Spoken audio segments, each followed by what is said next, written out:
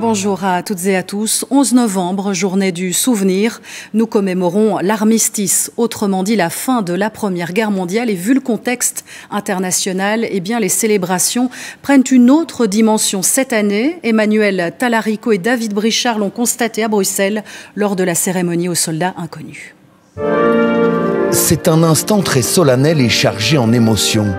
En mémoire aux victimes de la Première Guerre mondiale, Sa Majesté le roi Philippe dépose une gerbe de fleurs devant la tombe du soldat inconnu.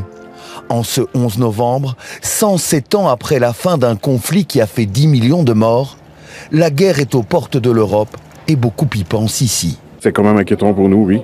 Et raison de plus pour commémorer enfin les anciens qui se sont battus à l'époque pour nous. C'est incroyable ce qui se passe. On vit dans une période d'instabilité. Ça vous fait mal? Ouais, naturellement. Pourquoi?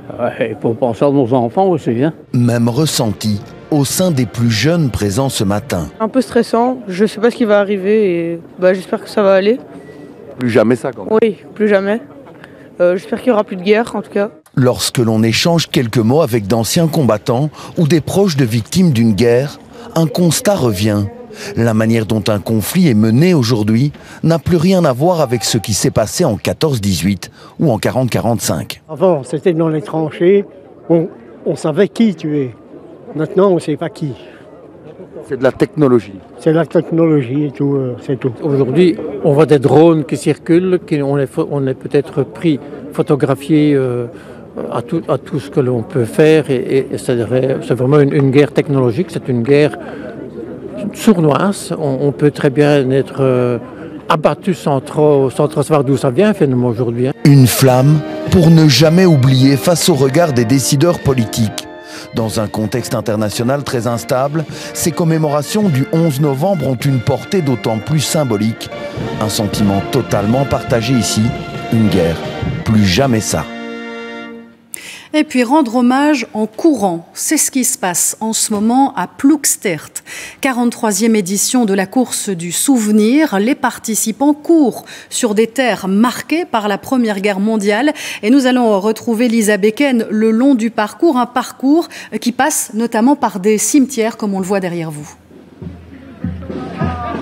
Exactement, tout au long du parcours, les coureurs rendent hommage aux victimes de la guerre 14-18. Ils longent plusieurs cimetières militaires, parcourent la ligne de front pendant 1 kilomètre. Et puis pour la première fois aussi, ils passent au cœur d'un musée, au cœur du centre d'interprétation Ploegstert 14-18 Expérience, un lieu chargé d'histoire et d'émotion. À cet endroit d'ailleurs, un air de cornemuse est joué pour plonger les coureurs dans une ambiance particulière. Vous l'avez compris, le lieu, le parcours est loin d'avoir été choisi par hasard et impossible pour les 5000 coureurs et plus de ne pas se souvenir de tout ce qu'il s'est passé en ce 11 novembre. Je vous propose d'ailleurs d'en écouter quelques-uns. On commémore l'armistice, tout ça, donc on y pense. On pense à la guerre et on pense aussi à la paix maintenant et on se dit qu'on n'a pas envie d'y retourner. Donc c'est ce qu'on pense à tout ça, on pense au passé et on ne veut pas que ça se reproduise. Mon grand-père avait fait la guerre 14 et moi j'y pense encore, ouais, ça c'est sûr. Ouais. Il en est revenu mais bien mal en point et moi ça me reste marqué. Dans la famille, on honorait ça tous les ans.